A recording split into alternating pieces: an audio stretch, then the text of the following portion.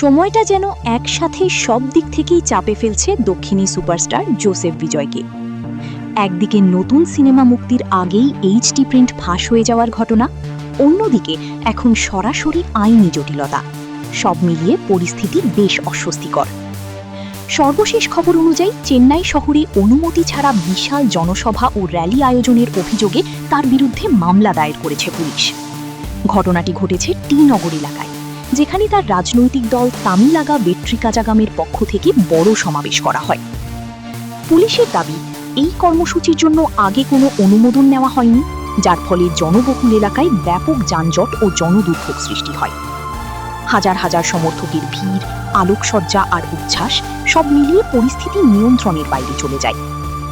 র্যালির সময় থালাপতি নিজে একটি হুড খোলা গাড়িতে দাঁড়িয়ে সমর্থকদের শুভেচ্ছা জানাচ্ছিলেন, যার ভিডিও ইতিমধ্যেই ভাইরাল।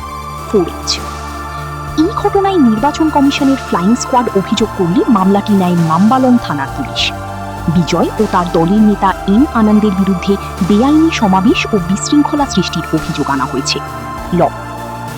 উল্লেখযোগ্য বিষয় হল, 2024 সালের ফেব্রুয়ারিতে রাজনীতিতে আনুষ্ঠানিক যাত্রা শুরু করেন বিজয়।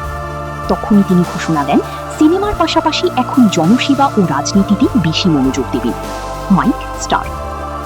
তবে এই সাম্প্রতিক ঘটনা তার রাজনৈতিক পথচলাকে কিছুটা কঠিন করে তুলতে পারে বলেই মনে করছেন বিশ্লেষকরা। একদিকে ভক্তদের ভালোবাসা, অন্যদিকে আইনি চাপ। এই দ্বৈত বাস্তবতায় এখন কিভাবে নিজেকে সামলান থালাপতি, সেটাই দেখার বিষয়। আইস স্ক্রিপ্টটি পড়ার সময় যেখানে উদ্ধৃতি অর্থাৎ কোটেশন আছে, সেখানে ভয়েস একটু গম্ভীর ও স্পষ্ট রাখবেন।